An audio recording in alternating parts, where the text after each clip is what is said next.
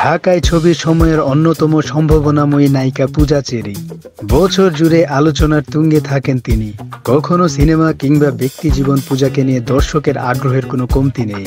কদিন আগে একটি প্রসাধনী প্রতিষ্ঠানের শুভেচ্ছাদূত হিসেবে ইভেন্টে যোগ দেন পূজা।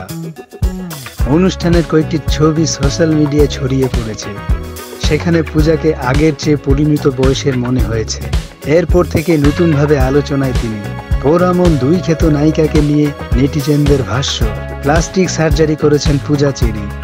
ফেসবুকে নায়িকার সেই ছবি চলচ্চিত্রের বিভিন্ন গ্রুপে ছড়িয়ে পড়েছে। এবার প্লাস্টিক সার্জারি নিয়ে মুখ খুললেন পূজা।